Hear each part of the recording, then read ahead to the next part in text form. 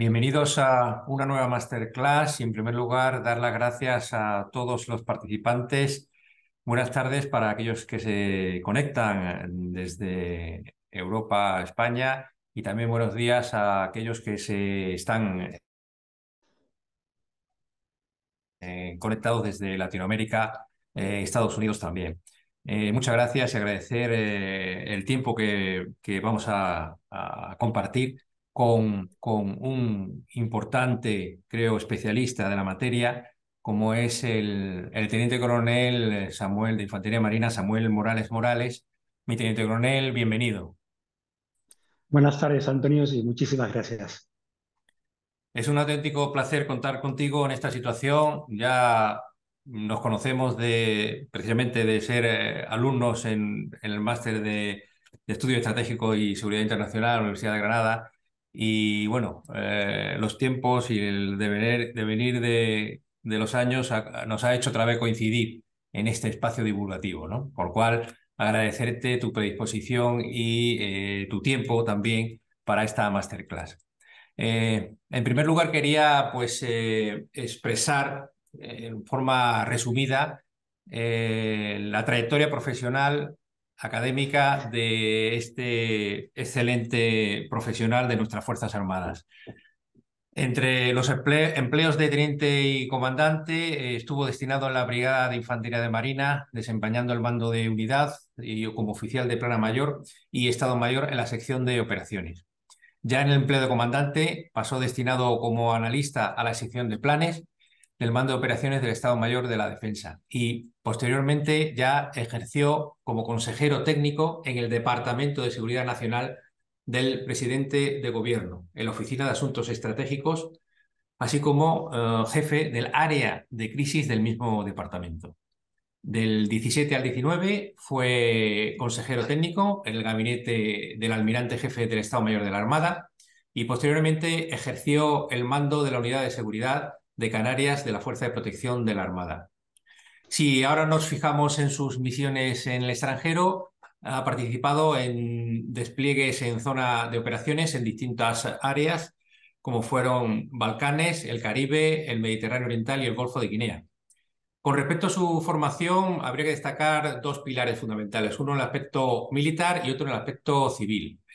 Si nos fijamos en el militar, es diplomado de Estado Mayor y en el mando de unidades paracaidistas. Además, está en posesión de especialidad de artillería y coordinación de fuegos de la actitud de operaciones anfibia y expedicionaria. Ya si nos fijamos en el ámbito civil, pues vemos que también es una persona que paralelamente a su formación militar, ha cultivado una serie de especialidades. Por un lado, es licenciado en Ciencias Políticas y de la Administración, posee el diploma certificado de estudios avanzados en Derecho Internacional Público y Relaciones Internacionales por la UNED, tiene también un máster de Estudios Estratégicos y Seguridad Internacional por la Universidad de Granada, otro en Gestión de la Seguridad y la Información por la Universidad de Vic y otro en Inteligencia Económica por la Universidad de Barcelona. Ha realizado el curso superior de Estudios Internacionales, experto universitario en el Islam de la emigración, aspectos sociológicos, jurídicos y en servicios de inteligencia. Por lo tanto, como podéis observar, tenemos ante nosotros un especialista de alto nivel con una experiencia ya consolidada de muchos años en las Fuerzas Armadas en distintos ámbitos y entornos, aspectos de seguridad, aspectos geoestratégicos, aspectos de asesoramiento, con lo cual realmente creo que es un ponente que nos va a servir, nos va a dar mucha información interesante sobre la temática que tratamos hoy, que es precisamente espacio marítimo, geopolítico y el papel o el rol de las Fuerzas Armadas. Esta masterclass pues, forma parte de un total de 10 masterclass que ante el nombre genérico de el papel de las Fuerzas Armadas ante los riesgos y amenazas geoestratégicas del siglo XXI, pues están organizadas por LISA Institute con el apoyo y la colaboración de la Secretaría General de Política de Defensa del Ministerio de Defensa de España. ¿Y cuál es el motivo? Pues sobre todo promover la cultura de defensa entre la ciudadanía, los profesionales, las empresas y las instituciones. Cabe destacar que todas ellas, en todas las masterclass, pues participan militares en activo con amplia experiencia proveniendo y gestionando los riesgos, amenazas, así como todo tipo de desafíos que hay hoy en día en la actualidad, en este mundo tan cambiante, tan convulso, tan volátil en el que nos toca vivir. Para aquellos, precisamente, que es la primera vez que accedéis a una masterclass de LISA, informaros que LISA Institute es una institución educativa que contribuye a hacer un mundo más seguro a través de la formación en materia de seguridad, inteligencia, ciberseguridad, análisis internacional, criminología y también derechos humanos. Desde LISA Institute formamos a particulares, profesionales, empresas e instituciones mediante más de 60 cursos y también másteres universitarios que son 100% online e interactivos, dirigidos por personal docente que son expertos en activo y son procedentes además de muchos ámbitos diversos, como puede ser las Fuerzas Armadas, cuerpos y fuerzas de seguridad del Estado, directores de seguridad, de la carrera diplomática, periodistas o cooperantes internacionales. Hay actualmente en aquellas personas que estén interesados dos máster universitarios que están desarrollándose. Uno que es el máster universitario de analista de inteligencia, que empezó el pasado 16 de octubre, la cuarta edición, con 69 alumnos y se espera que dentro de 9 meses pues, se graduarán como analistas de inteligencia. Por otro lado, también hay otro máster, es el máster universitario de analista internacional y geopolítico, que ahora mismo actualmente se está finalizando el periodo de inscripciones y que comenzará el 30 de octubre. Por lo que si queréis ser analistas internacionales o analistas geopolíticos, pues podéis reservar una cita para la entrevista online antes de que finalice las plazas. La masterclass de hoy se titula Espacio Marítimo, Geopolítica y el papel de las Fuerzas Armadas, como ya hemos comentado. Hoy vamos a explorar diversos aspectos claves con compañía del teniente coronel Samuel Morales, referente principalmente a, yo diría, 4 puntos fundamentales. Por un lado están las principales estrategias de la geopolítica marítima, los análisis de la postura geopolítica actual de los principales actores internacionales. También tocaremos las tendencias, retos y desafíos futuros de la seguridad marítima y, por último, el análisis regional en áreas determinadas como son Indo-Pacífico, Mediterráneo, Ártico y Atlántico, gracias a la labor del teniente coronel.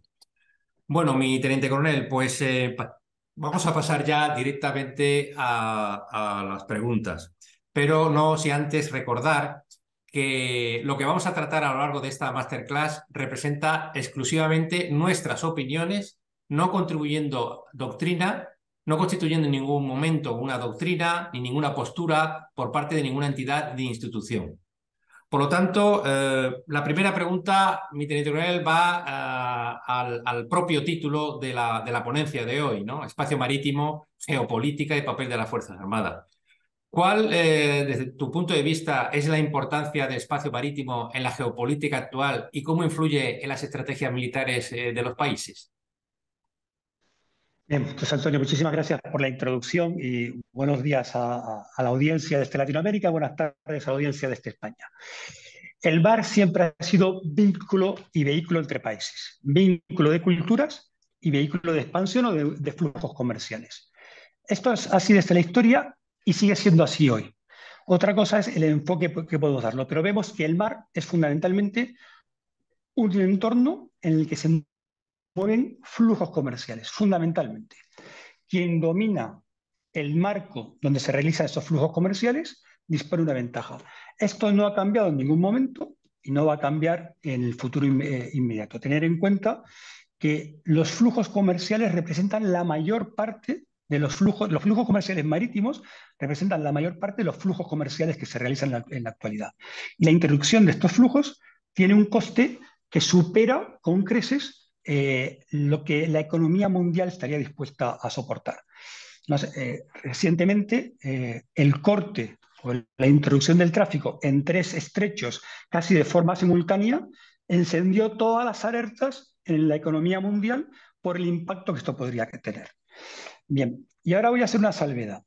¿Qué entendemos por el espacio marítimo que es territorio nacional? Pues el espacio marítimo que es territorio de los países alcanza solamente las 12 millas. Es decir, más allá de las 12 millas ya no estamos hablando del territorio nacional de un país determinado, sino que estamos hablando de mar abierto, aguas internacionales, que luego tiene unas determinadas consideraciones, zonas económicas exclusivas, pero en ese mundo, es decir, a 12 millas, un espacio muy cercano a la costa, prima el derecho global.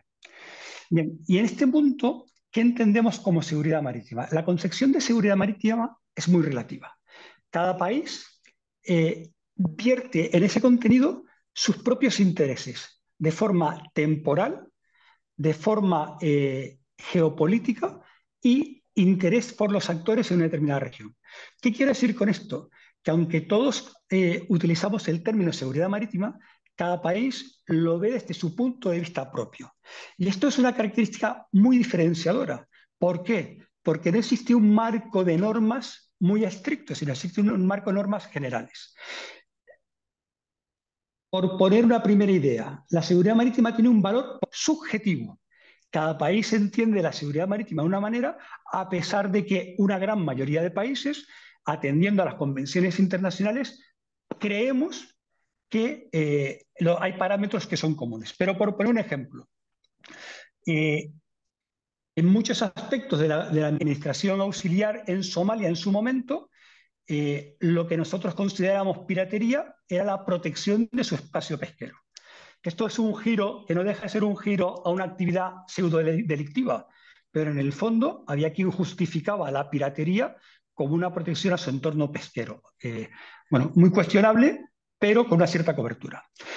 Por lo tanto, como cada país vuelca en la seguridad marítima un entorno muy subjetivo de intereses nacionales e incluso vitales, sus tráficos, sus flujos marítimos, y además lo vuelca de una forma tácita o explícita, directa o indirecta, dependiendo de quién sea el país, la seguridad marítima tiene una proyección en la geopolítica, puesto que, por una parte, se desarrolla en un entorno internacional, se desarrolla realizando influencia sobre actores terceros y se desarrolla en un marco en el que, dentro de unas normas globales, se defiende aspectos que otros países revisionistas del actual orden internacional, como puede ser, por ejemplo, China, Rusia, confrontan directamente con la definición de seguridad marítima que nosotros empleamos.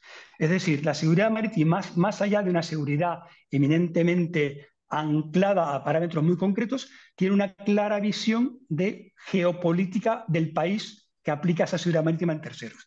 Y además se extiende mucho más allá de nuestras fronteras. ¿Por qué se extiende mucho más allá de nuestras fronteras?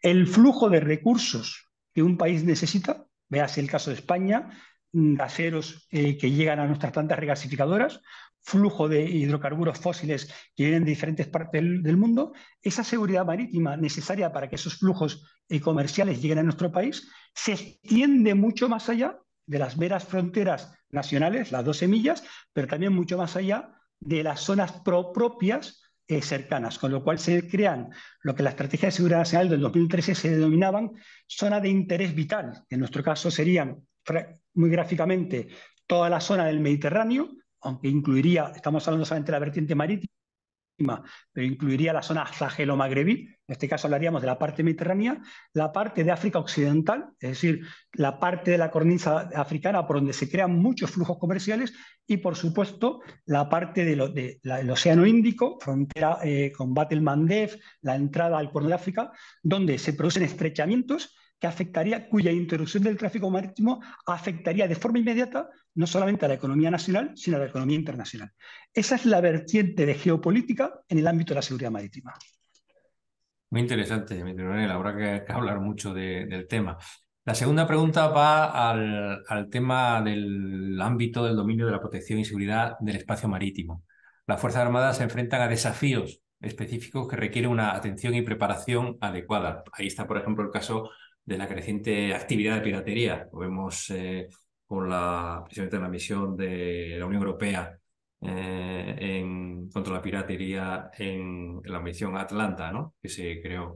El tráfico ilícito de drogas, por ejemplo, otro ejemplo claro. O hasta la amenaza de conflictos regionales y la preservación del medio ambiente marítimo, ¿no? Entonces, según estos puntos, ¿cuáles son los desafíos específicos que enfrentan las Fuerzas Armadas y en especial la Armada en la protección y seguridad del espacio marítimo?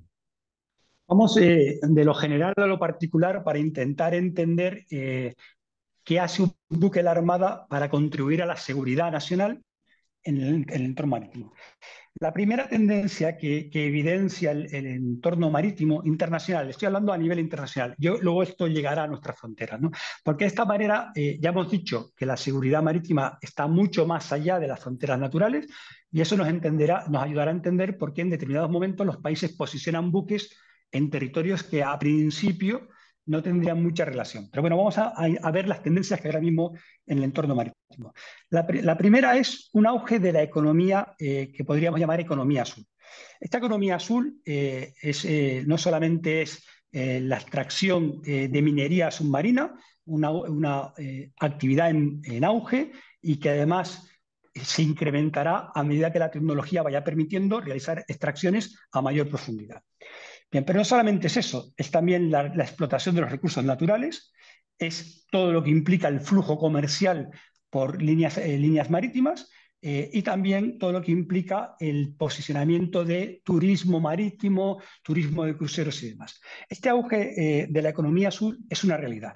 De hecho, grandes esfuerzos para garantizar la gobernanza marítima en determinadas costas es básicamente para que esos países, estoy pensando ahora en las dos riberas de África, tanto la occidental como oriental, es garantizar que esos países sean capaces de explotar esa economía azul. Es decir, hay un auge de lo que denominamos economía azul. Y donde hay economía y hay lucha por recursos. Y donde hay lucha por recursos hay competencia estratégica. Esta competencia estratégica se produce por potencias y el caso más claro que podríamos tener es todo aquello que viene dado de la delimitación de las fronteras marítimas para luchar, para extraer hidrocarburos de los fondos marinos. O sea, pero esta sería la competencia más visual. También está todo lo que se produce en el Indo-Pacífico para regular las pesquerías, pero no hay que irse al Indo-Pacífico, lo tendríamos muy cerca de España, del territorio nacional, con la renovación de determinados acuerdos de pesca con países que son utilizados como contrapartida para obtener otras ventajas políticas. Es decir, la competencia estratégica a caballo de la mar es una realidad. A mayor auge de la economía azul, mayor competencia estratégica debe esperarse.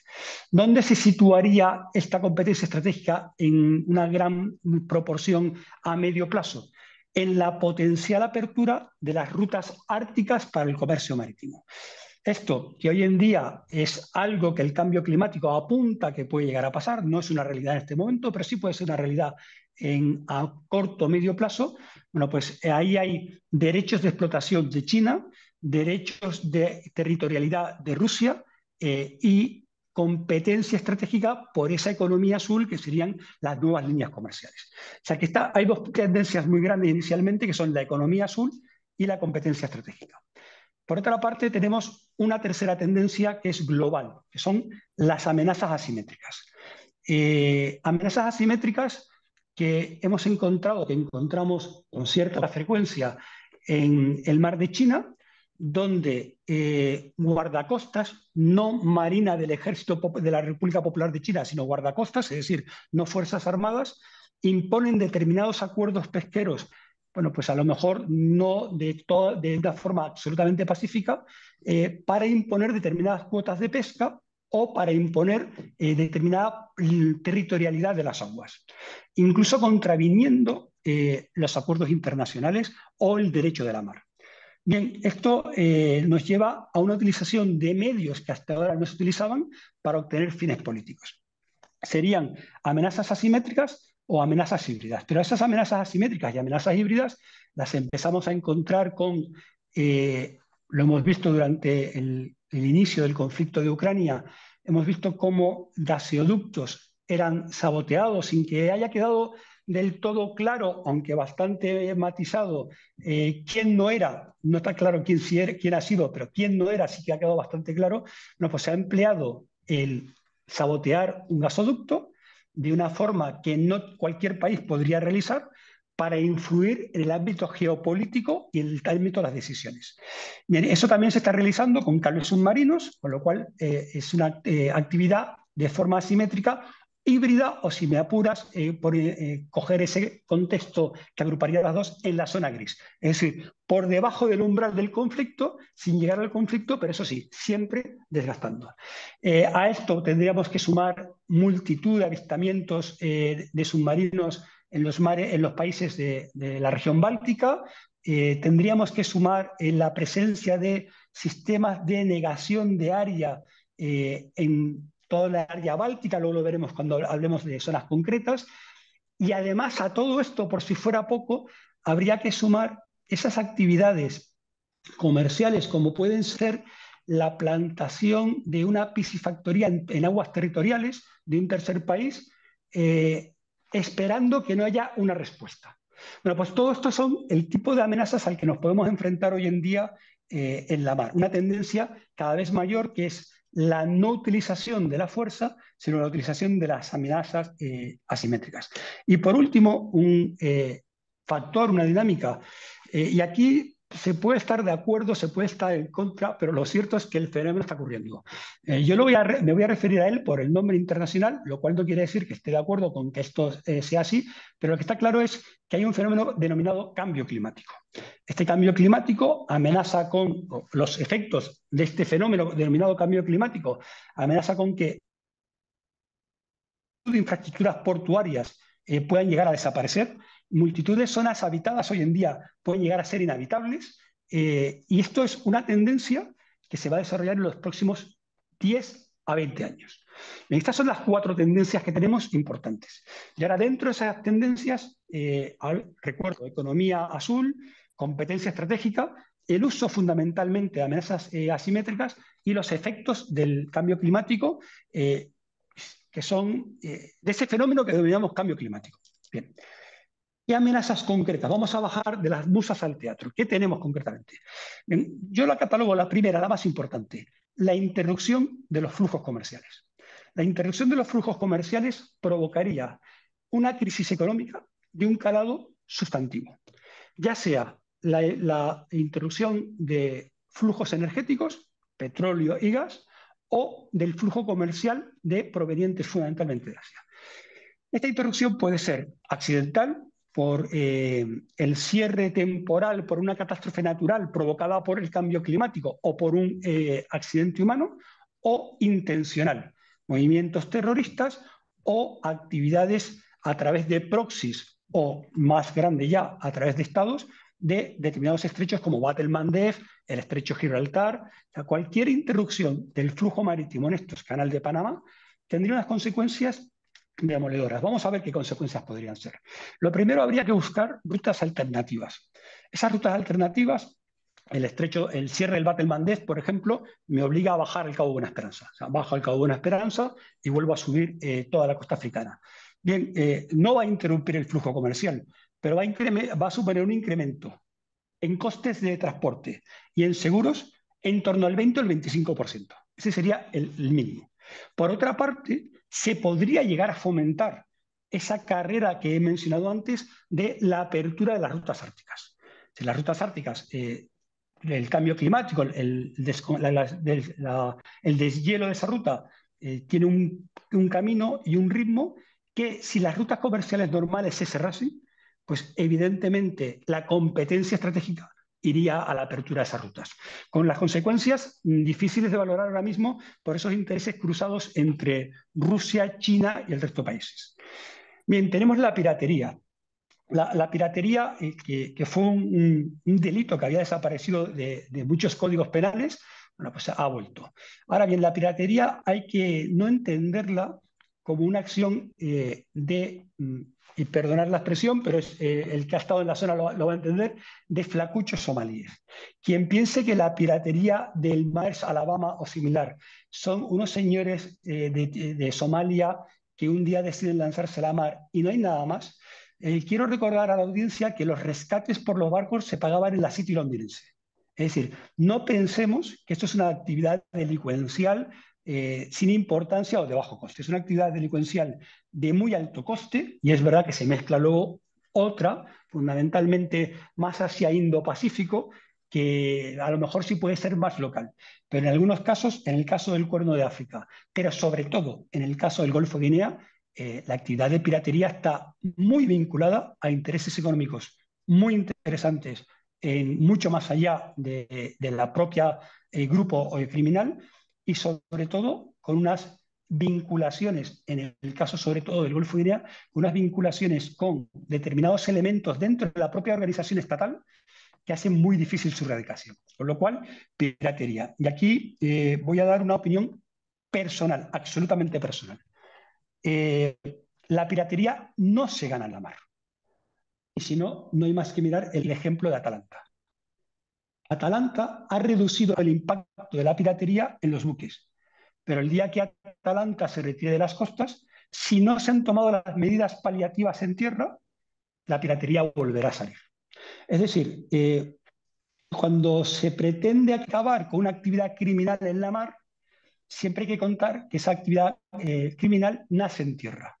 Y o se revierten las condiciones socioeconómicas que dieron lugar al nacimiento de esa actividad criminal, o en cuanto se retiran las medidas de seguridad paliativas, la actividad volverá a surgir. Y este es uno de los paradigmas de Atalanta. Atalanta es una misión con muchísimos años de éxito reduciendo al mínimo la actividad de piratería en la zona del Cuerno de África, pero la gran pregunta que debería hacerse toda la sociedad internacional y los analistas de seguridad es: ¿habrá piratería el día que se retiren las fuerzas internacionales de la zona? Pues siempre y cuando no se hayan solventado las condiciones socioeconómicas que dieron lugar a eso, habrá piratería. Y esta es esa vinculación entre la seguridad marítima extendida, que no solamente está en la mar, sino que afecta a las condiciones socioeconómicas que producen la piratería o el crimen de alta mar. Vamos al caso del Golfo de Guinea. En el Golfo de Guinea, la piratería está muy vinculada con la corrupción. Es decir, gran parte de los asaltos a los buques que se producen en el Golfo de Guinea se producen en buques fondeados. Es un tipo de piratería absolutamente diferente, además mucho más violenta. Se producen buques fondeados.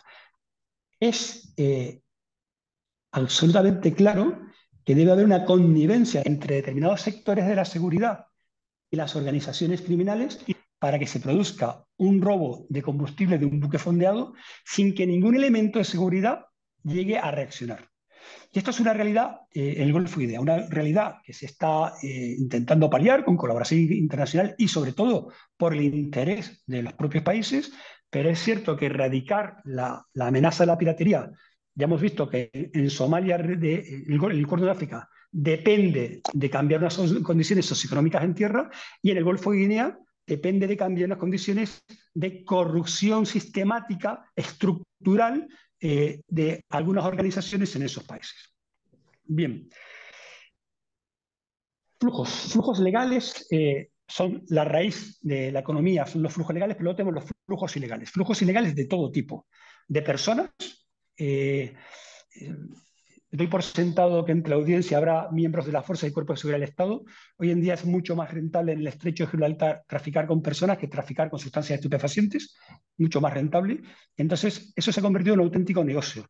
Negocio que cuando vemos las desgracias que ocurren en el Mediterráneo, nos quedamos con esa desgracia, ese hundimiento, esas muertes, pero lo que debemos entender es que detrás de esa ingente cantidad de migrantes, lo que hay son redes de tráfico ilegal de personas que se lucran con esa esperanza de llegar.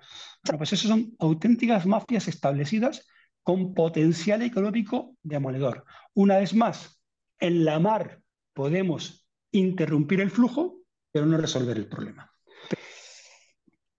Bien, tenemos, ya voy en escala mayor, son los dos últimos tipos, estados revisionistas. Tenemos determinados estados, fundamentalmente caracterizados por China, Rusia, en cierta medida menor Irán, que con mayor o menor razón, no estamos aquí para juzgar eso, pero sí que están en una constante revisión del orden internacional establecido después de la Segunda Guerra Mundial. Bien, en el caso de China, lo realiza en el Mar de China con la utilización de estrategias híbridas y estrategias de habitar islotes que hasta ese momento carecían de la configuración de territorio. Bien, esa revisión del orden internacional puede llegar en un momento dado al conflicto por el colisionar con los intereses de una tercera potencia. Voy al caso concreto del Mar de China. En el Mar de China hay una potencia marítima internacional, Estados Unidos, que defiende la libre circulación en los mares y el libre comercio en los mares. Aspectos básicos del orden internacional.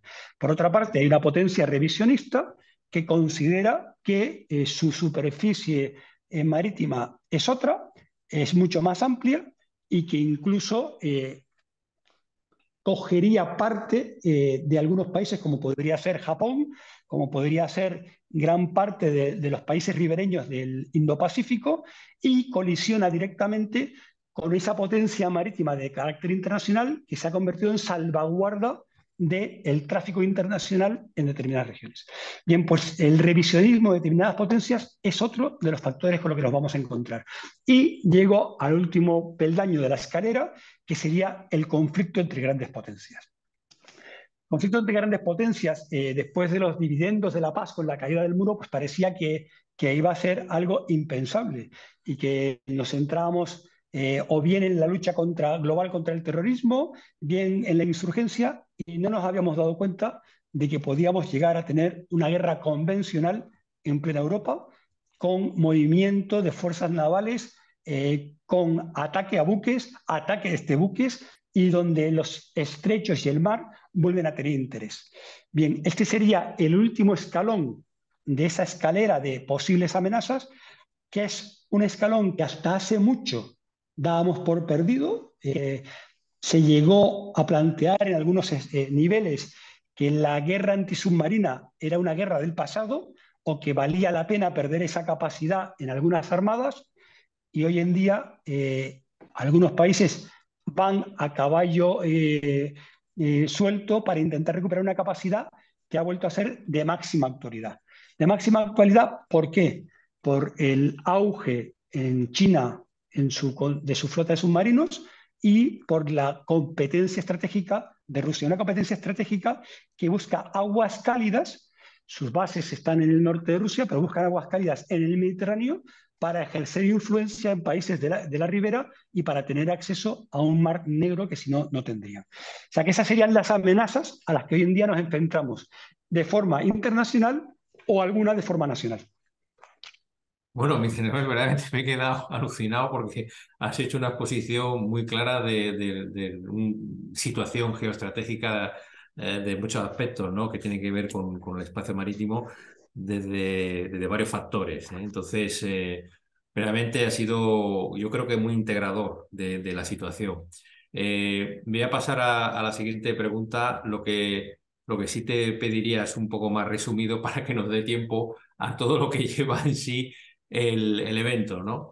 Y acabar en tiempos. Bueno, entonces vamos a hablar sobre equilibrio en este entorno marítimo, ¿no?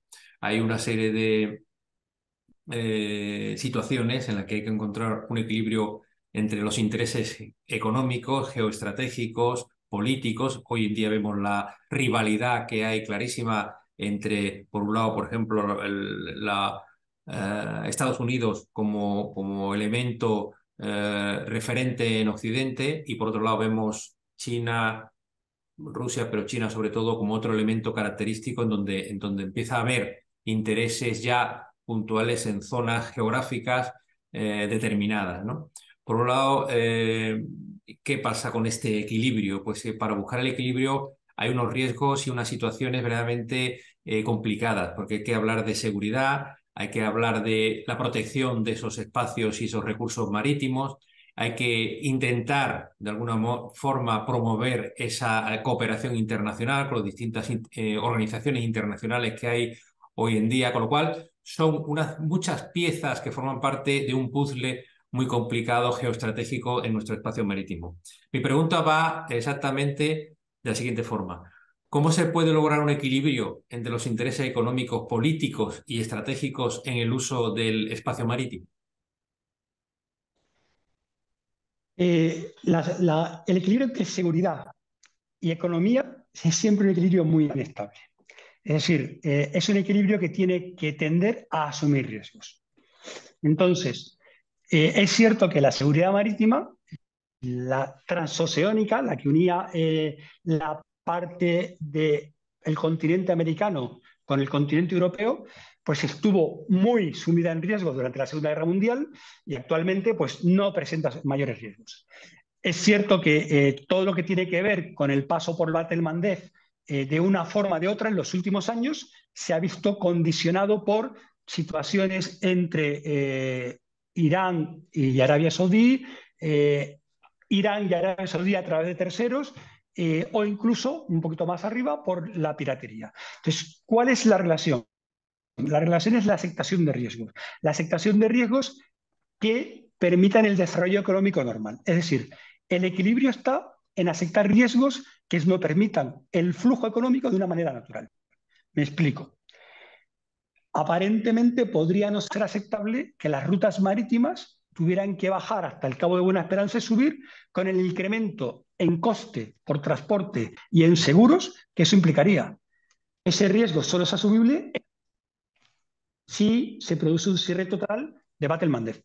Es decir, en seguridad marítima, como en cualquier otra actividad del Estado, la seguridad, el equilibrio entre seguridad y desarrollo económico es un equilibrio de aceptación de riesgos. Aquí los riesgos hay que anticiparlos. Es decir, en esto sí que es importantísimo la inteligencia.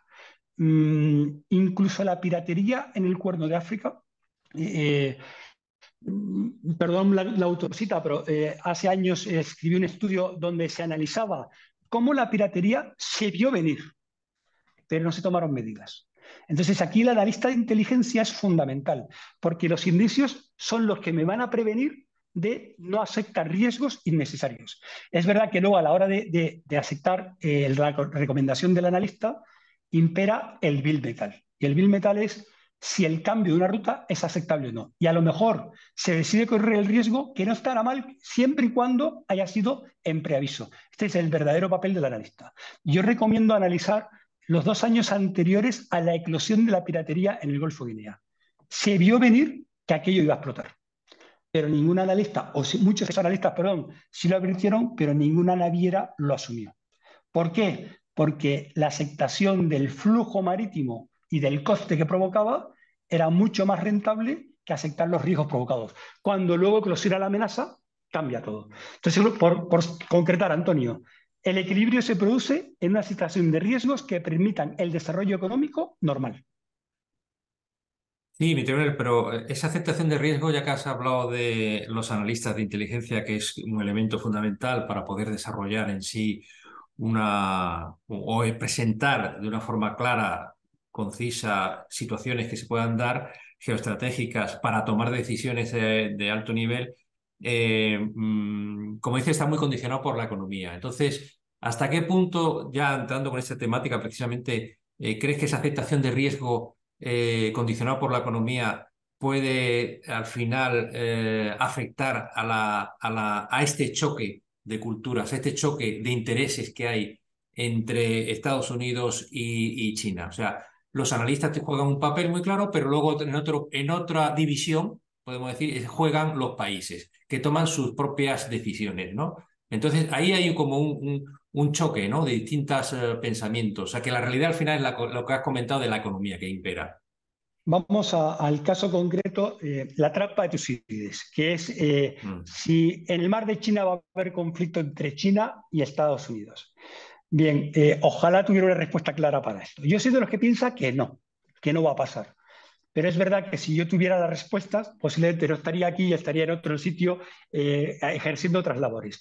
Bien, se conoce como la trampa de Tucídides porque es verdad que hay una potencia emergente, revisionista importante, y hay una potencia que mantiene un status quo desde la Segunda Guerra Mundial que defiende ese orden internacional. ¿Dónde está el equilibrio? Yo creo que el equilibrio se sitúa una vez más en la economía. Todo aquello que implique hoy en día un conflicto a gran escala implicará pérdidas para los dos países. Uno, para Estados Unidos, potencia mundial. Dos, para una potencia emergente de carácter mundial como China. Ahora bien, Que no esté en los cálculos no quiere decir que esa permanente fricción de salami slicing, de ir poco a poco limando mediante amenazas híbridas, mediante zona gris, no pueda desencadenar un conflicto no intencionado por un hecho absolutamente casual. Es decir, si mi respuesta va a haber conflicto entre China y Estados Unidos en el mar de China, previsiblemente no de forma intencionada. Ese conflicto se puede dar por un choque absolutamente inintencionado derivado de esa presencia de fuerzas tan cercanas.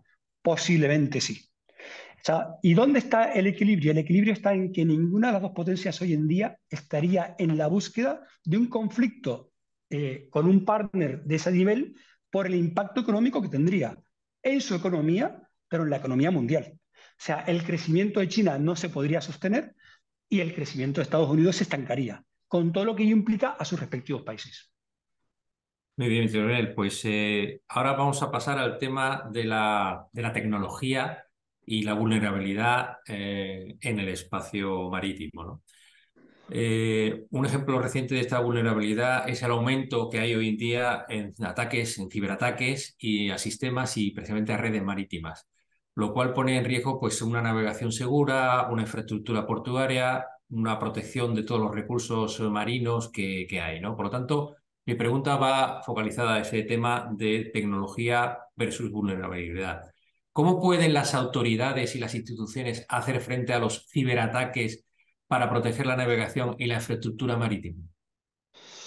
Pues voy a traer a colación el artículo de un periódico de hace unos años que venía a decir 55.000 buques mercantes se encuentran en peligro de ciberataque. Ni más ni menos. ¿Y esto por qué es? Porque los sistemas que utilizan los buques mercantes se actualizan al llegar a puerto. No siempre esos puertos a los que llegan tienen las condiciones de seguridad adecuadas. No todos los sistemas de los buques mercantes se basan en sistemas operativos un poco antiguos, no se han actualizado, con lo cual no tienen los parches de seguridad. Pero sí que es cierto que hay una auténtica amenaza contra los sistemas que gestionan la informática dentro de un buque. Esa sería una realidad. Ese ataque puede ser genérico, específico, bien, pero luego hay otras. Se tiene constancia de que Rusia ha sido capaz de alterar la posición GPS de determinados buques en la mar. Bien, si esto se hace de forma sin que el buque que lo sufre tenga constancia de ello, se puede llegar a generar, por un lado, una deriva en el rumbo establecido, que en alta mar puede costar 3 o 4 días de navegación. Se puede llegar a llevar a ese barco, si no se lleva, hay que tener en cuenta, para quien lo desconozca, que los buques comerciales llevan dotaciones muy cortas y que son buques muy automatizados. O sea, igual los que venimos de la Armada, esto nos cuesta entenderlo porque son barcos con unas dotaciones mucho mayores que los buques comerciales, pero los buques de las marinas mercantes son barcos con unas dotaciones muy pequeñas que cambian permanentemente cuando llegan a puerto y que además están muy automatizados. Bueno, pues cualquier incidencia en el buque ya me genera un factor de estrés muy amplio. Pero ahora vamos a la parte de un muelle como un puerto como Algeciras, donde la reconfiguración de la carga de los contenedores es la razón de ser del negocio. Que el barco llegue, descargue rápido, cargue rápido y vuelva a salir. Pues imaginar el impacto que tiene un ataque sobre la reprogramación de la carga y carga en los principales puertos del país o de Europa. Ya un poquito más, si sigo avanzando, imaginar la capacidad que podría tener en la gestión del tráfico a través de un estrecho o de un canal, eh, incidir de forma cibernética, negar los sistemas de control en el paso de un estrecho o de un canal. Es decir, la amenaza es demoledora y además es una amenaza contra la que no estamos especialmente preparados debido a la multitud de plataformas, sistemas, seguridad y sobre todo mentalidad. Ahora bien, ¿cómo apoya un país? Bien, pues aquí vamos al otro elemento que cambió después de de la Segunda Guerra Mundial.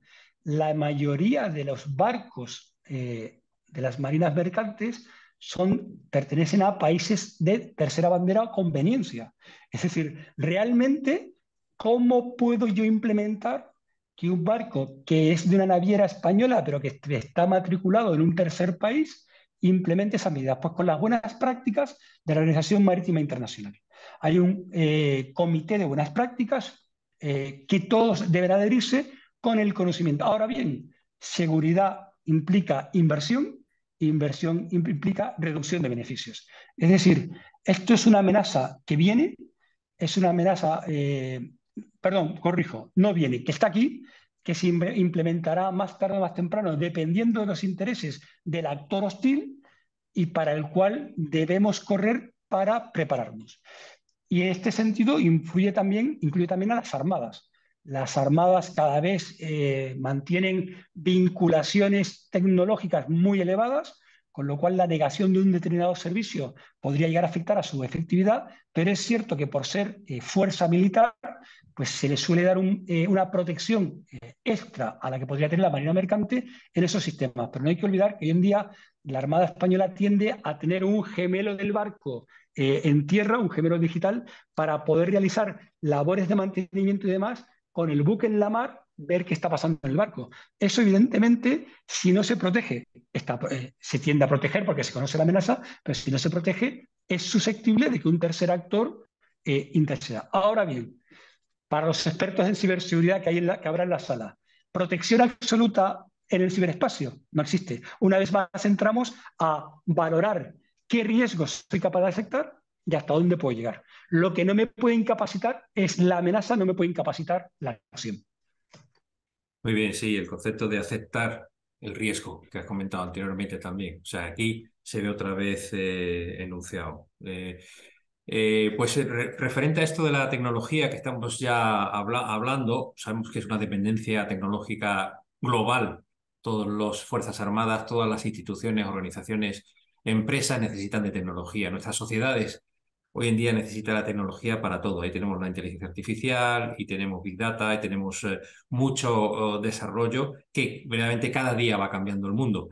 Por lo tanto, si nos fijamos en la red de cables submarinos, es un elemento, un factor determinante y fundamental para que haya una conectividad global, ¿no?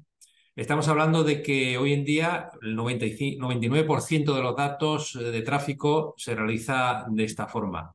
Por lo tanto, se puede considerar que son infraestructuras críticas que tienen que ser defendidas y protegidas a nivel global y, por supuesto, por los países.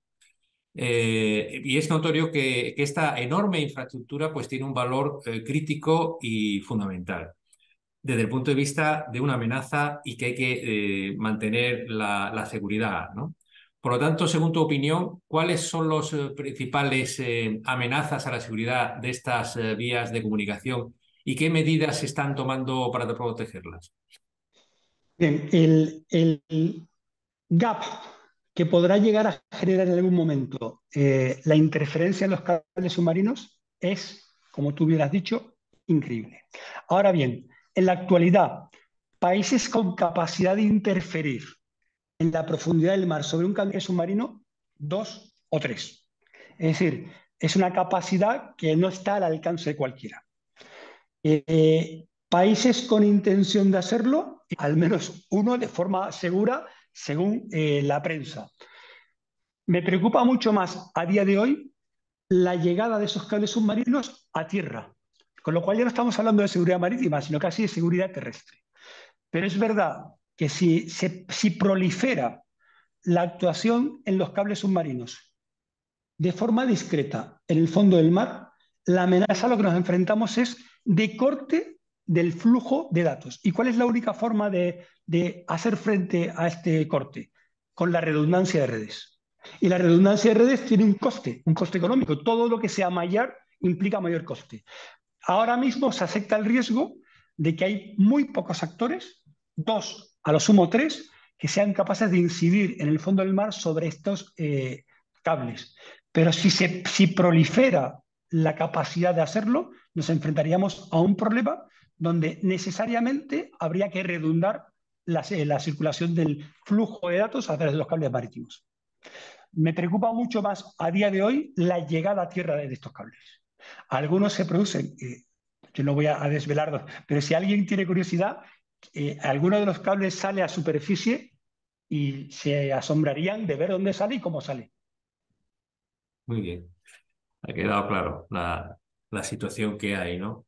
Con respecto a los datos y la comunicación necesaria que tenemos hoy en día con la tecnología, que es un elemento fundamental. Muy bien, mi teniente coronel. Pues ahora comentar a todos los participantes que si alguno tiene alguna consulta directamente relacionada con el objeto de esta masterclass, pues puede plantearla a través del canal Preguntas y Respuestas que tenemos en la plataforma. Ahora pues dejo al ponente para que realice precisamente el desarrollo de esta masterclass titulada Espacio Marítimo, Geopolítico y el papel de las Fuerzas Armadas. Adelante, mi teniente coronel. Pues con tus preguntas introductorias, a mí ya solo me queda hacer un repaso de las zonas. Voy a ser muy rápido para dar tiempo a la audiencia, pero Muy bien. solo me quedan dos aspectos que reseñar. Hacer un breve repaso geográfico.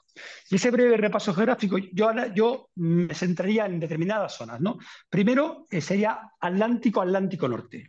Es una zona fundamentalmente de flujos comerciales, flujos actualmente energéticos, y donde se podría llegar a producir confrontación entre grandes potencias en un escenario que ahora mismo no es el que tenemos cercano, ¿vale?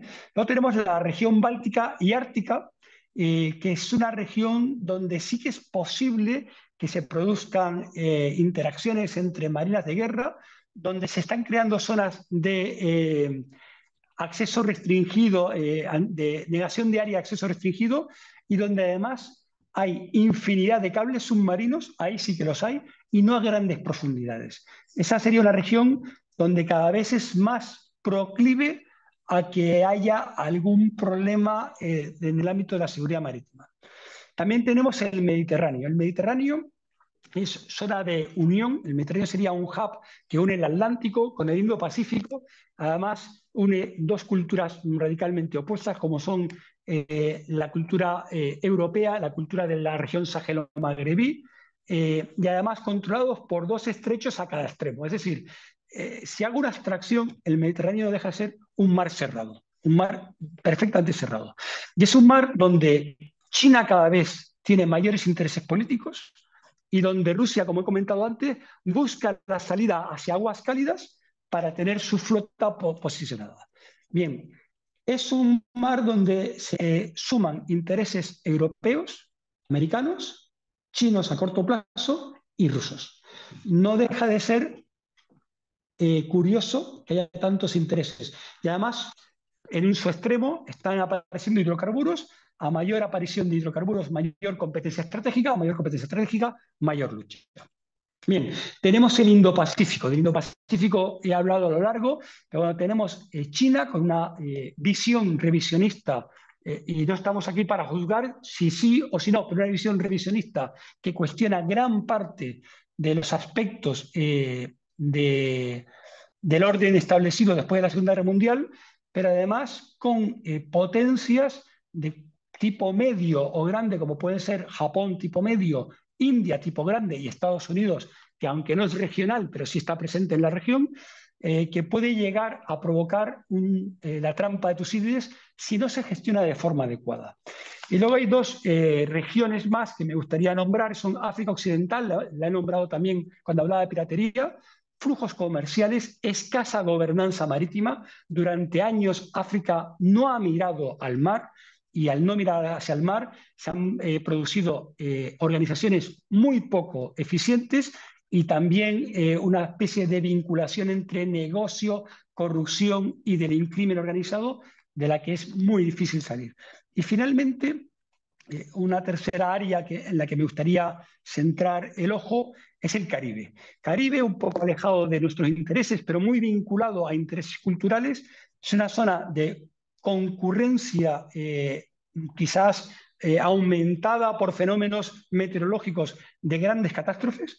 grandes catástrofes que pueden afectar a infraestructuras portuarias inutilizándolas, que pueden afectar a infraestructuras de extracción de flujos energéticos, creando contaminación, pero además donde la inestabilidad de algunos países está creando que el Caribe se convierta en autopista de entrada hacia el Atlántico de flujo de sustancias estupefacientes, con la connivencia de las autoridades de algún país más o menos dedicadas a esto por temas de corrupción. O sea que tendríamos seis zonas donde hay que centrar la atención. El Atlántico, Atlántico Norte como flujo comercial, Báltico y Ártico, donde sí que se produce mucha cercanía de países, gran concentración de marinas, cables subterráneos, amenazas híbridas, sistemas de negación de área y esa ruta que a futuro podrá llegar a ser, que es la apertura de la ruta ártica, perdón, con intereses chinos, rusos y del resto de las potencias. Tenemos luego el Mediterráneo, mar cerrado, donde los intereses son cada vez mayores. Y por último, tenemos el Indo-Pacífico, donde China tiene una visión revisionista de la seguridad marítima y por lo tanto de la influencia geopolítica en la mar. Y en la mar veíamos economía azul, competencia estratégica, y luego África Occidental y el Caribe. Y ahora bien, ¿qué hace la Armada en todo esto? Porque hemos dado un repaso inmenso a todos los riesgos que tenemos. Bien, pues en los próximos 5 o 10 minutos voy a explicar qué hace la Armada de un país, en concreto la de España, para soslayar estos problemas. Entonces, las armadas realizan dos tipos de misiones. Por una parte, tenemos lo que se denominan en España las misiones de carácter permanente, la de la seguridad marítima. Y es toda aquella misión que con buques de la Armada, pero en colaboración también con fuerzas y cuerpos de seguridad del Estado, incluso de, la agencia, de las comunidades autónomas, vigilan nuestro patrimonio económico, flujos, capturas ilegales, pero también histórico, expropiación del fondo marino, o de preservación de la continuación por el tráfico de buques que limpian sus sentinas al pasar por nuestras aguas territoriales. Para eso, en España existe la vigilancia y seguridad marítima, llevada a cabo por una fuerza de la Armada, que en ese ámbito concreto se constituye como misión permanente dependiendo del SEMOPS. Lo realiza el comandante del Mando Operativo Naval y depende, en ese ámbito concreto, depende del comandante del Mando de Operaciones. También lo realizan fuerzas y cuerpos de seguridad del Estado, en concreto la Guardia Civil, en todo lo que supone mar territorial, pero también lo realizan las comunidades autónomas en su ámbito de competencia. Y aquí vemos que hay una suma de actores que es conveniente sincronizar. Para eso existen instancias como es el Consejo de Seguridad Marítima dentro del ámbito de la estructura del Sistema de Seguridad Nacional, un consejo que lo que intenta es sincronizar y priorizar los esfuerzos en el ámbito de la seguridad marítima, definiendo las amenazas, definiendo los riesgos y sincronizando la acción. Pero ahora bien, también contribuimos a esas amenazas que hablábamos desde el conflicto entre potencias, la piratería, más allá de nuestro territorio.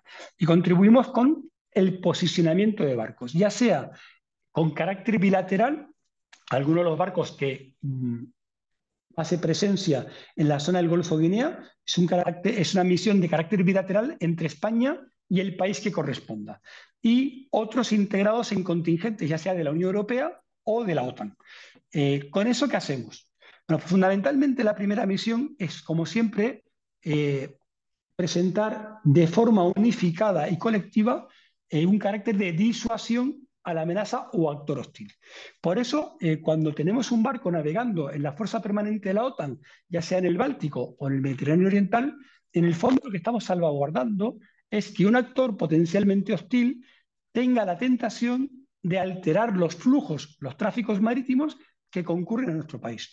Cuando un barco español está mucho más allá del Cuerno de África navegando, en el fondo lo que está haciendo es preservar junto a socios y aliados la seguridad marítima.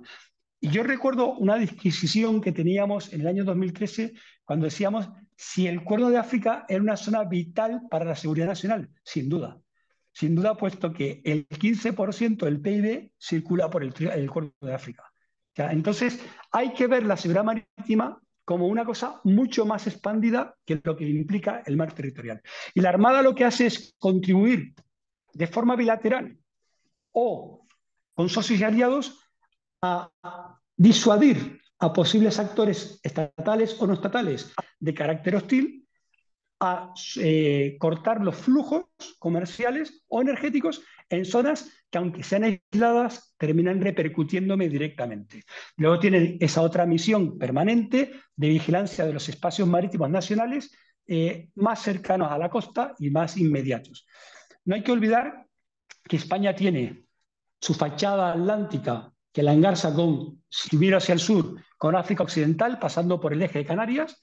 Si miro hacia el este, hacia el oeste, perdón, me engarza con esos tráficos que hablábamos de flujos comerciales con el continente americano, pero tiene ese punto de unión que es el estrecho de Gibraltar, una zona de inmenso interés para el tráfico marítimo mundial, no ya nacional, sino mundial, que además cuyo cierre tendría un impacto increíble en nuestra economía, por supuesto, pero en la economía europea. Y luego está en ese mar europeo, en ese mar cerrado, que es el mar Mediterráneo, donde en la actualidad hay flujos de todos tipos y competencia estratégica de todo tipo.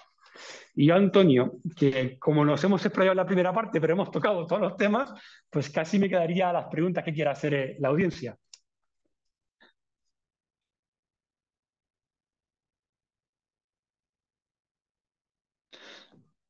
No tienes el micro abierto, Antonio.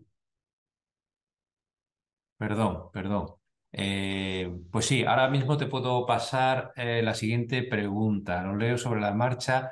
¿Cuál es su opinión profesional respecto a las actividades y posible organización de grupos de piratería sobre petroleros en la zona del Golfo de Guinea, sobre todo a la hora de analizar la capacidad de trasvase de gran cantidad de hidrocarburos a otras embarcaciones en poco tiempo y haciendo uso de grandes medios? Sé que ya lo has comentado anteriormente, pero bueno, una opinión por tu lado sobre esta temática. Bueno, fundamentalmente la piratería del Golfo de Guinea era de robo de combustible. Y además robo de combustible que luego trazar el combustible es el petróleo, los hidrocarburos, es francamente complicado. Hubo iniciativas para intentar ver si el combustible era robado o no era robado. El mercado del petróleo es uno de los mercados más opacos del mundo, de la comunidad internacional, es muy opaco. Entonces, se producían robos o asaltos a barcos para el robo de combustible. Ahora bien, ese trasvase rápido de petróleo de un barco a otro no es automático.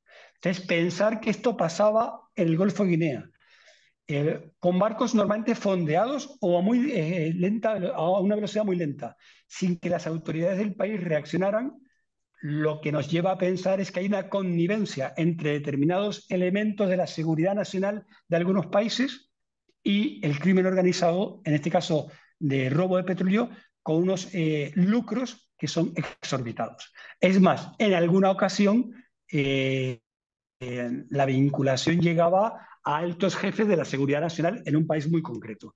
Hay que recordar, como decía al principio, África Occidental, en general el continente africano, pero África Occidental ha estado de espaldas a la seguridad marítima, a la gobernanza marítima durante décadas, ha primado la supervivencia de las estructuras y, por supuesto, la infiltración de la corrupción.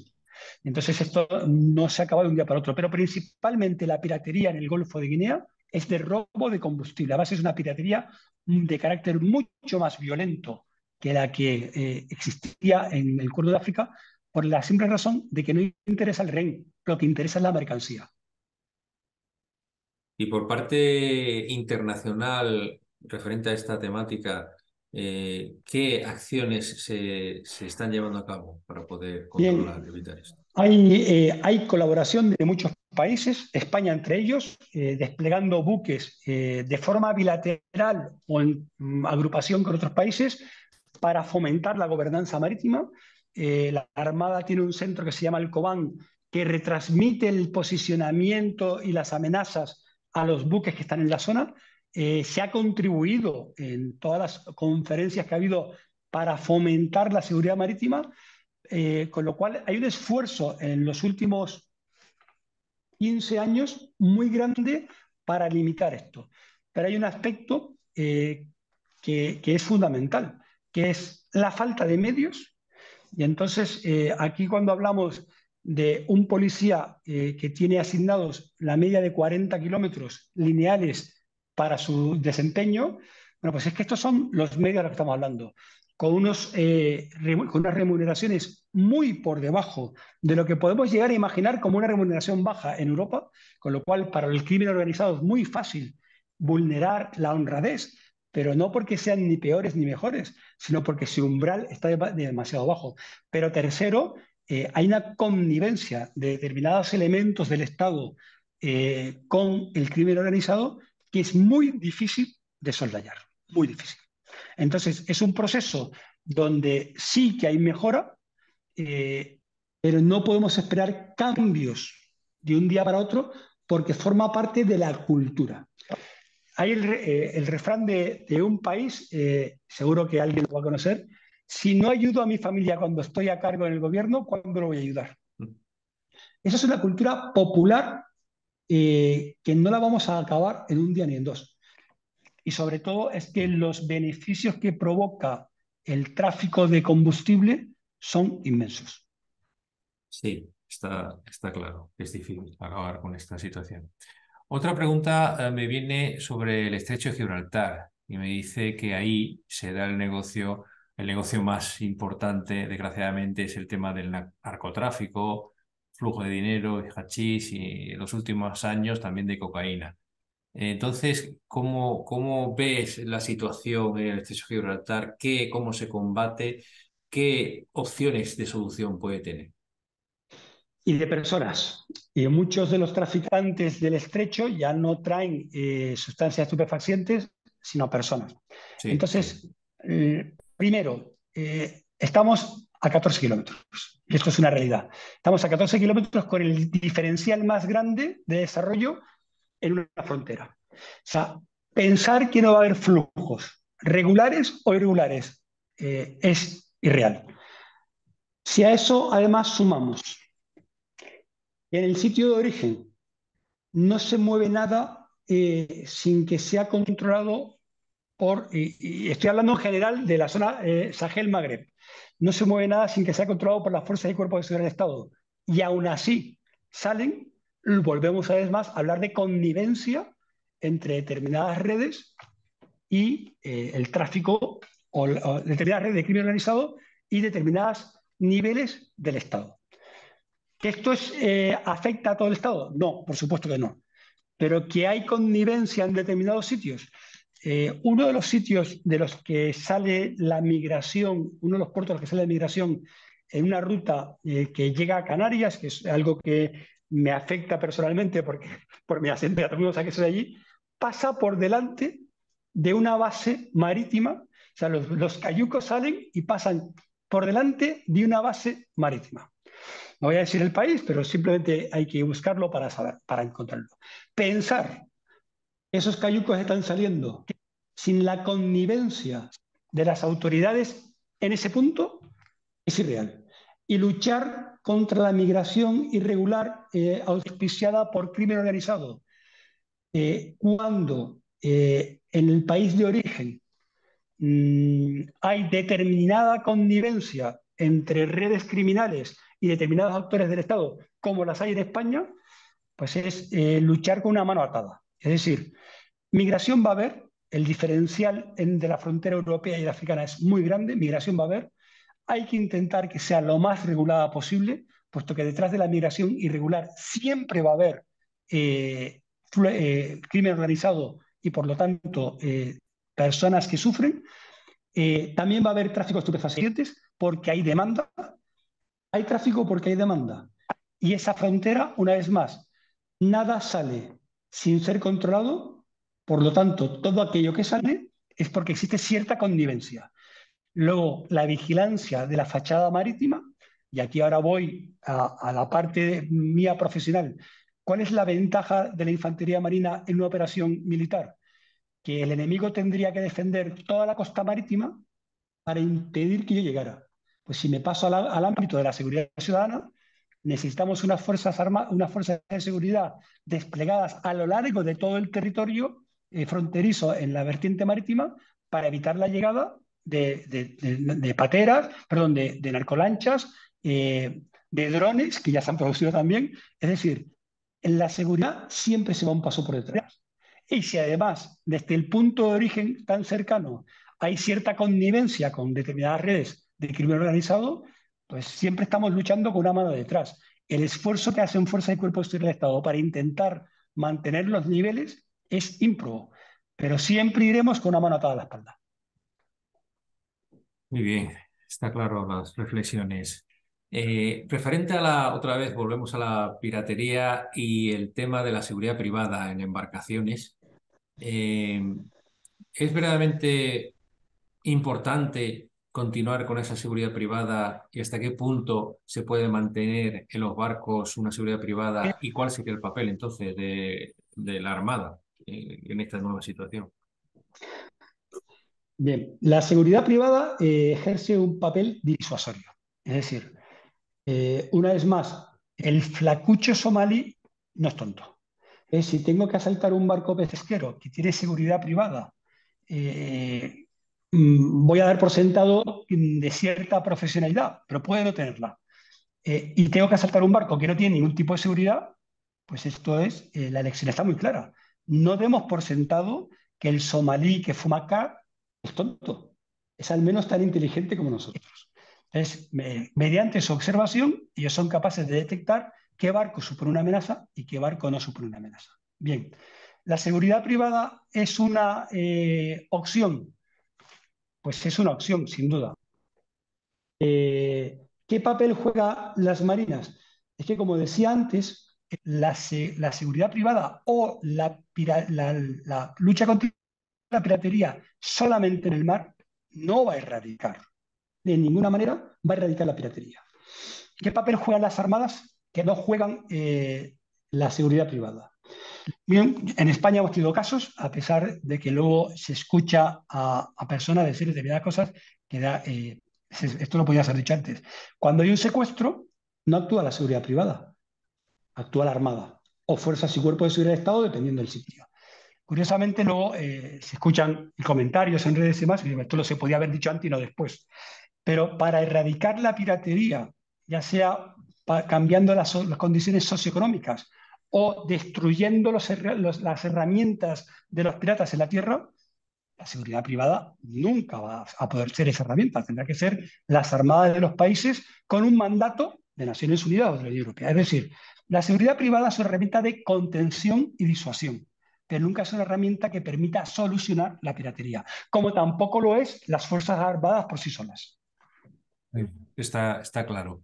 Quería preguntarte ahora, por ejemplo, referente a una experiencia, ¿no? Cuando yo estuve destinado en la misión de la OSCE en Ucrania, pues una de las grandes amenazas era la invasión que surgió luego de Rusia, del este del país, y cómo ese intento de tomar vía Estrecho de Kerch, irse, o sea, Mar Negro, el mar de Mármara, el mar de Egeo, y ir hasta el mar, hasta el Mediterráneo, ¿no? Que era digamos, su idea natural de expansión desde el punto de vista marítimo. Entonces, ese aspecto me viene ahora a preguntarte, esa expansión de Rusia por el mar Mediterráneo, incluso montando, organizando, preparando bases en Siria, eh, ¿cómo ves qué futuro y qué amenaza supone para los países occidentales, para la Alianza, para la OTAN, ese intento de aproximación, de proyección de la fuerza marítima naval hacia ese Mediterráneo oriental? ¿Qué opciones y qué ideas, soluciones cree que puede tener nuestros países ante esta situación y esta amenaza? Bien, el problema es que los países son libres de tener los aliados que quieren tener. Entonces, Cuando Siria permite que buques rusos atraquen en sus puertos, bueno, pues es que no se puede negar a Siria que elija a quién quiere que atraque en sus puertos. Y cuando Rusia apoya al régimen de Bashar al-Assad en una guerra, básicamente lo que pone en la mesa es mantener esas bases. Es decir, como decía antes, Rusia busca aguas cálidas, es fundamental para ellos buscar aguas cálidas. Por otra parte, si bien Crimea le proporciona una base que tendría salida al Mediterráneo, cuidado porque la Convención de Montreux no es especialmente benévola para el movimiento libre de buques de guerra desde la península de Crimea hacia afuera. Entonces, pero además Rusia apoya a una parte del gobierno de Libia, con lo cual podría llegar a tener, del gobierno de Libia, del doble gobierno de Libia, podría llegar a tener bases en un sitio tan cercano al Mediterráneo como es Libia, en la parte oriental de Libia. Rusia tiene acuerdos con Egipto, donde puede llegar a tener buques atracados. Esto es geopolítica pura. El mar no deja de ser geopolítica y en el Mediterráneo se dilucidan muchísimos elementos. Ahora bien, eh, la verdadera eficacia al hilo de los hechos de la Marina de Guerra Rusia demostrada en Ucrania, bueno, pues nos deja un margen de matización de la amenaza, por decirlo de alguna manera. Pero es cierto que Rusia busca aguas cálidas, es cierto que van a estar en el Mediterráneo como ya estuvieron durante todo el periodo de la Guerra Fría, y es cierto que inevitablemente nos vamos a tener que vigilar los unos a los otros. Pero no hay posibilidad. Es un mar libre, es un mar donde existen aliados y es un mar donde la geopolítica me hace tener aliados para garantizar el mantenimiento y atraque de mis buques. Como decía, a esta geopolítica de la Segunda Guerra Mundial deberemos sumar un nuevo actor, que es China. Cada vez tendrá más presencia en el Mediterráneo, sin duda. Ujú. Sí, queda claro que tenemos que tener en cuenta esos movimientos de buques de guerra en Mediterráneo ruso y es un aspecto que puede traer posibles o potenciales problemas para, digamos, riesgos para la seguridad internacional, ¿no? Eh, yo ahora quería pasar al tema que viene una pregunta sobre la seguridad del comercio marítimo, que es de vital importancia para los países que dependen, por ejemplo, del paso del Canal de Suez. El Canal de Suez, que como vemos es un punto estratégico, el paso comercial de buques de gran calado, ¿no? Y grandes petroleros. Una posible acción de sabotaje sobre este canal podría bloquear el paso de buques, de mercancías, y lo hemos visto además relativamente hace poco como un problema técnico que al final se quedó un buque de gran tonelaje pues varado en una situación bastante complicada que impedía ese acceso, movimiento de buques, ¿no? Por lo tanto, eso podría crear una situación bastante problemática en la materia de costes, sobre todo de aumento de precios, como has indicado, cualquier tipo de ataque, ¿no? Terrorista al canal de Suez. ¿Qué consecuencias tendría ese bloqueo duradero de este canal a nivel político, geopolítico, económico? ¿Y qué medidas se están aplicando o podrían llevarse a cabo para prevenir esta amenaza marítima? Bien, consecuencias. La última vez que se habló de cerrar el canal de Suez, Inglaterra y Francia realizaron una operación militar en la zona. Es decir, el cierre del canal de Suez ahora mismo, primero, no le interesa a nadie, ni siquiera a Egipto. Es decir, que en el actual entorno geopolítico no lo considero una acción.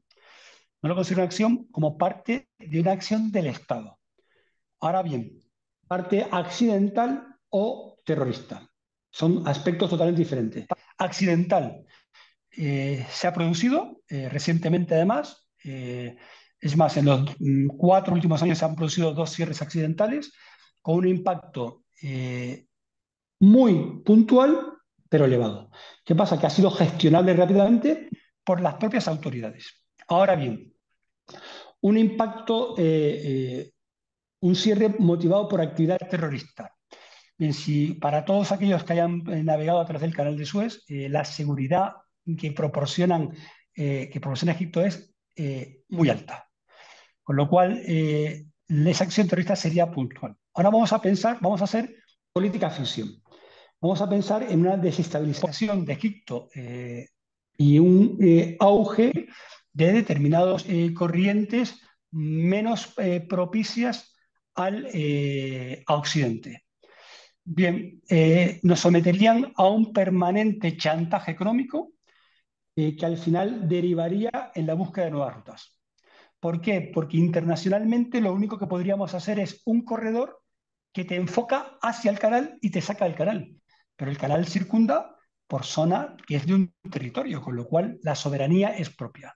Entonces, si el canal, si Egipto estuviera en manos de un actor complejo en lucha contra Occidente, no creo que optara, es una opinión muy personal, no creo que optara por su cierre, pero sí optaría por un chantaje económico al alza que terminaría derivando en la búsqueda de rutas comerciales alternativas. Ese sería mi análisis.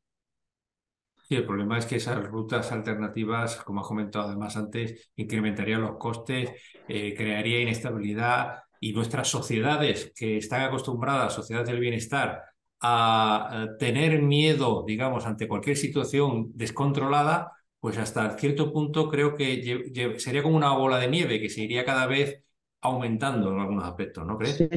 Sin duda, sería un elemento desestabilizante. Y estoy pensando en la opción más fácil, que es la navegación a través del Cabo de Buena Esperanza. Desde luego, imponer, como se planteó en los años 60, la solución manu militari, eso hay que olvidarlo, no, fue una solución en aquel momento concreto, pero ya no sería una solución hoy en día, porque lo que haría sería incrementar un conflicto. Mucho más preocupante para mí sería que en el ámbito económico se abriese una carrera hacia la ruta ártica para minimizar los traslados y los costes. Bueno, pues la apertura de la ruta ártica no está exenta de problemas geopolíticos. Entonces, casi sería mejor, así ahora mismo sobre la mesa, la ruta del Cabo de Buena Esperanza con el incremento de costes asociado a una carrera hacia no se sabe dónde para abrir la ruta ártica en medio de disputas geopolíticas. Ahora, y repito, con la actual situación política no concibo de ninguna manera el cierre del canal de Suez de forma voluntaria, si por accidente o por una acción terrorista muy puntual, pero no sería algo mantenido en el tiempo, podría vislumbrar ese cierre al final de un camino se iniciaría con un cambio de la tendencia del gobierno hacia una actitud mucho más hostil hacia Occidente y que llevaría previo un chantaje económico y geopolítico como el que realiza algún país con los flujos migratorios hacia la Unión Europea. Sometiendo a Europa a un chantaje, a una herramienta de chantaje, pues el canal de Suez se convertiría en otro chantaje. Al final serían las navieras y los costes asociados porque no hay solución. Es decir, las armadas solo pueden acompañar al buque hasta la entrada del canal, donde ya entra en un territorio que está gestionado por un país, y no entra, por lo menos ahora mismo no entraría en la ecuación, una acción militar para restablecer el control del canal. Esto no es Panamá en los años 80, esto es otra cosa. Entonces, creo que al final evolucionaríamos hacia otro escenario diferente. Mm. Pero no es una Pues situación que ahora mismo se pueda producir. Pues aprovechando tus conocimientos geoestratégicos y geopolíticos, se me viene a la mente preguntarte sobre precisamente la situación en la guerra Hamas, que le llaman la guerra Israel-Hamas, con ese posible aumento, situación conflictiva que se incremente y que ya sea un problema, digamos, que pueda implicar a varios países de la zona y con que Estados Unidos ha mandado una flota al Mediterráneo, entonces con claros, digamos que, justificación de que se necesita tener por un lado, el aspecto de disuasión y por otro lado, porque pueda ser necesario, por si hay una escalada del conflicto a otros niveles, ¿no? Tener ahí una fuerza presente. Luego, ¿qué opinas sobre la intervención, la posible, o bueno, digamos que hasta ahora la presencia de esa flota naval americana allí y qué implicaciones puede tener si hay una escalabilidad en las aguas que van a afectar a esa zona en cuestión. Bien, empiezo por lo fácil, Antonio. Aspecto amenaza contra los dos grupos de combate americanos que se van a posicionar en la zona, los cuales uno ya está. Bien, la verdad es que hay algún estudio, ya se ha realizado algún estudio en el que, cuidado, que podrían ser vulnerables a determinado ataque con cohetes en masa. O sea, entonces, no es una fuerza que resulte invulnerable contra las amenazas que hay. Lo que sí que es cierto es que en el ámbito marítimo de los actuales actores, la única potencia marítima es Estados Unidos. Pero esa potencia marítima sí que se puede realizar negación de área con el lanzamiento de cohetes desde la costa. Entonces, esa sería su mayor amenaza. No existe otra potencia regional ahora mismo con capacidad en la actualidad para hacer frente a esos dos grupos de combate que están posicionados allí. Bien, como tú has dicho, todos los argumentos son de su presencia está orientada a la disuasión para evitar la escalada del conflicto. Es un conflicto con un trasfondo emocional muy potente por ambas partes que puede llevar a una escalada amplia, puesto que, como ha dicho alguna autoridad israelí, no pueden perder esta guerra. Y por otra parte, como ha dicho algún representante de los países árabes, no pueden permitir el genocidio del pueblo palestino. Entonces, se mezclan dos elementos que son a la vez contradictorios. Bien, evolución posible.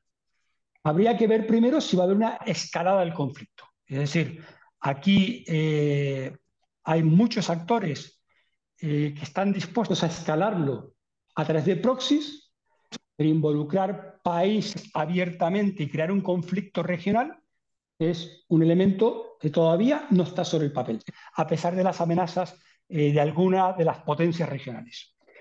Bien, si se produzca o no se produzca esa escalada, lo que está claro es que va a haber una inestabilidad regional en la próxima década.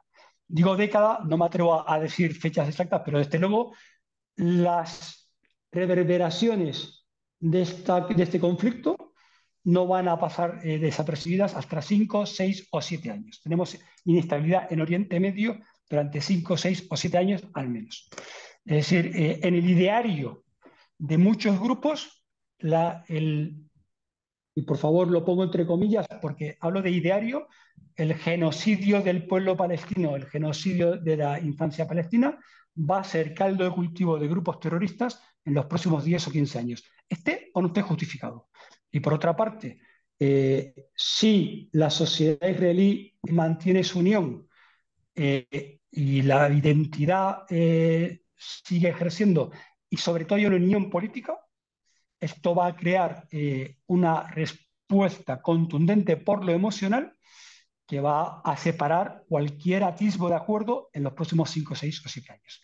Bien, ahora veamos si esta escalada se descontrola, y yo creo que es el aspecto disuasivo de Estados Unidos, ahí es para que esto no llegue a descontrolarse, sin obviar el derecho a la legítima defensa de Israel amparada en el derecho a la guerra, porque aquí muchas de las acciones que están teniendo lugar hay que analizarlas bajo el derecho del conflicto armado. Bien, si se produce una escalada e intervienen actores terceros, ya no a través de proxies, sino de países, pues tendríamos que pensar en una intervención de una potencia regional como Irán, muy cercana a Hezbollah en el norte, en el Líbano. Tendríamos que pensar en una desestabilización del Líbano casi seguro, con lo cual se va extendiendo la mancha. Tendríamos que pensar en los problemas para Jordania, un aliado estable que no entraría en conflicto por su tradicional equilibrio, pero que posiblemente sería desestabilizado. Tendríamos que empezar la influencia que podría tener Irak proyectando inestabilidad en la zona. Y luego habría a priori un escenario poco probable, pero no imposible, que es la unión de las dos grandes facciones del Islam contra un enemigo común. Este sería un escenario demoledor. demoledor, donde empezaríamos a ver, eh, el presidente de Israel ha dicho que después de este conflicto habría un nuevo mapa político. Bueno, pues si esto escala, se descontrola y se produce un escenario poco probable, pero no imposible, que es el Gran Islam, que se siente atacado, defendiéndose contra un actor, bueno, pues igual tendremos que revisar la geografía política de la región.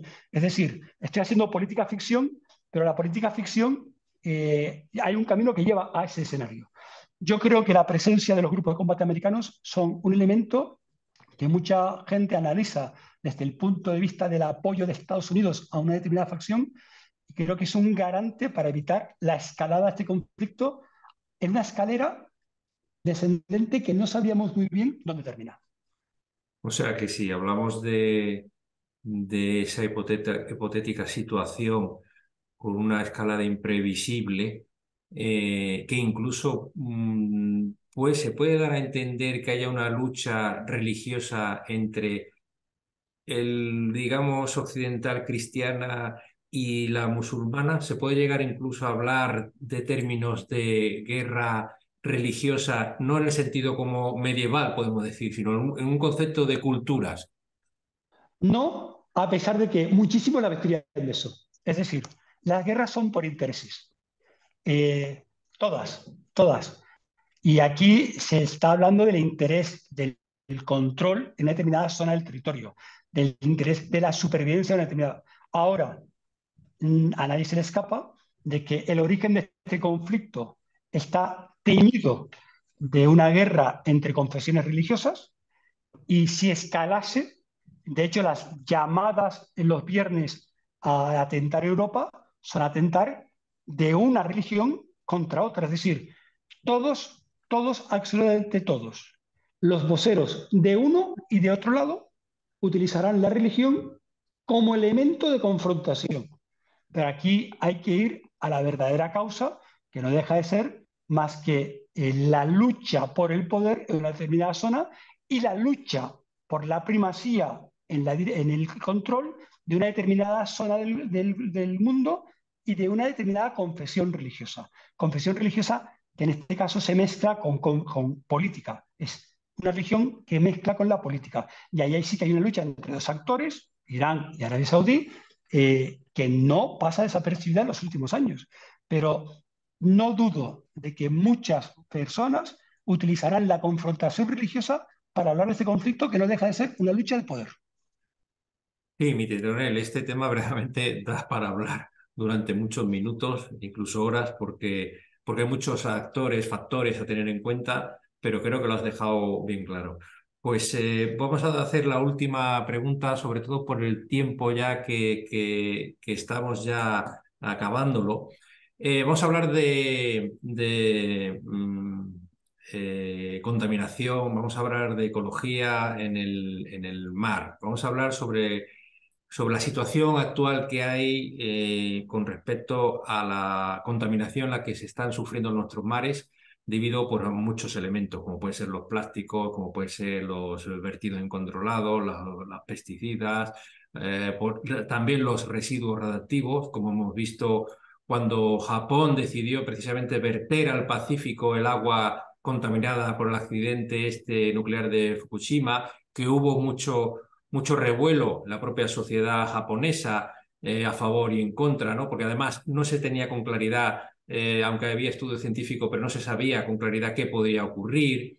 Entonces es evidente que el mar hoy en día está en una situación bastante complicada, podemos decir, ¿no? Que está en peligro. Por lo tanto, ¿hay alguna forma de poder dar una respuesta que evite o mitigue estos ataques al medio marino, al medio ambiente, al medio donde todos vivimos a nivel nacional e internacional? ¿Cuál es tu opinión sobre este tema?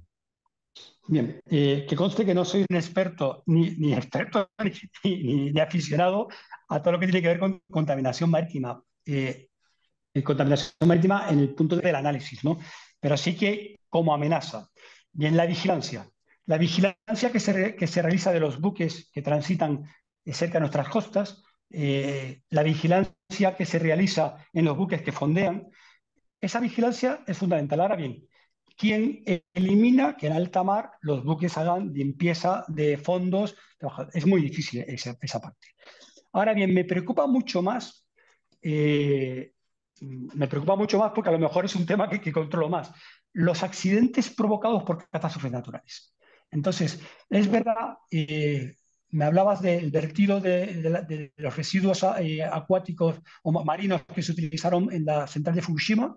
Bien, y hubo mucha polémica, pero has dicho una palabra clave: claridad. O sea, yo no sé, y además no sé dar una respuesta, hasta qué punto esto fue utilizado de forma partidista, porque cuando se analizaba la información técnica, bueno, pues parecía que tampoco esto era una amenaza que fuese a acabar con el océano en los próximos 10 años.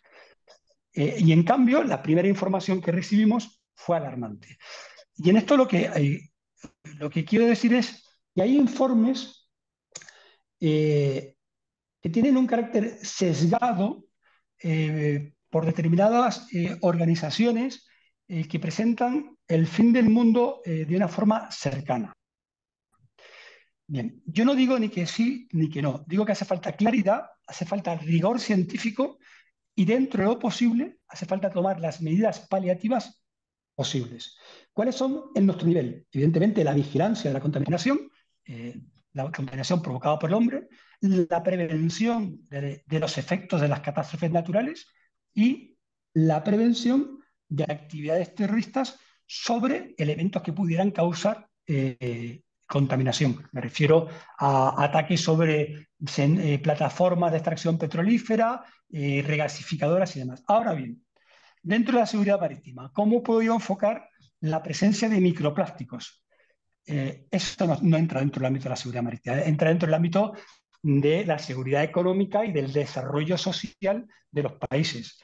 Digamos que entonces mi margen está muy centrado, está en la vigilancia de la contaminación provocada por el tráfico marítimo, la vigilancia, y esto entraría más en la parte de fuerzas y cuerpos, de la contaminación que llega al mar desde empresas situadas tierra adentro, y sobre todo la prevención de los derrames provocados por catástrofes naturales o por la acción del hombre, ya sea accidental o intencionada. Ese es el margen en el que yo me puedo mover. Más allá de eso, eh, somos un actor más. Pensar ahora mismo, voy a hacer la extrapolación a lo que puede haber pasado en Japón. ¿Qué puede haber hecho la Armada nipona en el ámbito de la seguridad marítima para proteger, para influir en el vertido de las aguas? Por crear una zona de exclusión para evitar que manifestantes a favor o en contra llegaran al vertido. Pero el vertido se sitúa en una vertiente política con los informes técnicos correspondientes. Entonces, mmm, no sé si contesta tu pregunta, Antonio, porque es Sí. complicada, pero en el fondo, en el ámbito de la seguridad marítima, puedo vigilar y puedo prevenir. Pero puedo vigilar y puedo prevenir aquello que puedo vigilar y que puedo prevenir, no lo que no está a mi alcance. Sí, está claro que hay unas limitaciones que están ahí y no se puede ir más allá de lo que hay. Lo que está claro es que, por otro lado, además hay unos intereses comerciales, geoestratégicos, geopolíticos muy fuertes por los propios países y es complicado, ¿no? Poder llegar a acuerdos internacionales que verdaderamente sean a largo plazo y que verdaderamente den un resultado, ¿no? Es así. Bueno, mi teniente coronel, pues verdaderamente ha sido un placer. Ha sido un placer. Hemos tenido al teniente coronel de Infantería Marina Samuel Morales Morales, un gran amigo y una persona que conoce, como habéis podido ver, pues de una forma muy clara, muy, digamos que con niveles verdaderamente importantes y profundos sobre la seguridad marítima, sobre todo lo que tiene que ver con el espacio marítimo. Ha estado hablando sobre la globalización desde el punto de vista de elementos que afectan a los espacios marítimos según las zonas, áreas de interés, áreas geográficas. Y ha estado hablando de muchos aspectos que verdaderamente yo quiero agradecerle porque los participantes he estado mirando los comentarios y todos son de felicitaciones hacia ti, de tu persona, porque han visto, ellos están diciendo que es un ponente de alto nivel y con lo cual te agradecen tu asistencia y por supuesto Lisa Institute y yo te agradecemos también que hayas estado con nosotros durante esta ponencia porque ha sido realmente enriquecedora. Pues Antonio, yo solamente os puedo agradecer que hayáis contado conmigo, agradecer a los 55 sufridores que todavía están aquí enganchados, que estén. Mi dirección de correo, soy accesible vía LinkedIn. En el ámbito académico estoy abierto a cualquier pregunta que le haya podido contestar, porque alguna me ha quedado por contestar, pero absolutamente abierto a contestar a título personal a cualquier duda que se pueda tener o a cualquier crítica constructiva siempre que pueda haber sobre la exposición. Yo estoy abierto y a colaborar con vosotros porque creo que lideráis un proyecto de máximo interés. Muchas gracias, mi querido Leonel. Bueno, pues queridos participantes, recordad que los próximos días seguiremos realizando múltiples masterclass. Ya nos queda precisamente el jueves y el lunes de la semana que viene, las dos masterclass que nos quedan de estas 10 masterclass que están organizadas por Lisa Institute, pero también, y es fundamental recordar que gracias al apoyo de la Secretaría General de Política de Defensa del Ministerio de Defensa, DICOES, es que nos ha apoyado desde un principio para poder desarrollar este proyecto de cultura de la defensa. Y ya comentar que la próxima será entonces, como hemos dicho, el jueves 26 a las 18 horas, hora de Madrid, con el capitán de navío Francisco de Asís Arnaz Fernández Montesinos, que nos hablará sobre ciberdefensa y el papel de las Fuerzas Armadas. Os puedo adelantar, sin hacer ningún spoiler, es lo que me ha comentado él, que os comente, que os diga, que tratará sobre qué es el ciberespacio y por qué nos conviene defenderlo, qué objetivos que se persiguen en la ciberdefensa, cuáles son las vulnerabilidades del ciberespacio y la importancia de la cooperación entre los países y organizaciones internacionales para hacer frente a la amenaza cibernética. Como siempre, si os dais cuenta, la cooperación internacional es fundamental para cualquier temática que siempre estamos abordando, sea en el ámbito de la ciberdefensa, tecnológico, marítimo, comercial, lo que sea. Siempre la cooperación es lo que une esfuerzos y consigue al final llegar a los objetivos marcados, ¿no? Dado que las plazas son limitadas, comentaros también que se puede acceder a la página web de LISA y en el apartado dentro de la página web Eventos podéis registraros para cuando, si verdaderamente es de vuestro interés la próxima masterclass. Siempre terminamos diciendo que lo que nos interesa es difundir la cultura de defensa. Por lo tanto, si podéis difundir estos vídeos una vez que estén ya cargados en YouTube, pues será de agradecimiento por nuestra parte. Esta es la mejor forma para poder contribuir con esta conciencia de la ciudadanía en su conjunto y en los riesgos y amenazas en las que todos hoy en día nos encontramos inmersos en un país, en un mundo, perdón, cambiante, en el que los riesgos, amenazas surgen prácticamente de un día a otro. Y entonces es importante saber cuál es nuestra situación y dónde vivimos, en qué mundo estamos hoy en día. Muchas gracias por vuestra colaboración. Desearos un feliz día, cuidaros mucho y hasta pronto. Mi Coronel, de nuevo, muchas gracias. Un Muchas saludo. gracias a vosotros. Un saludo.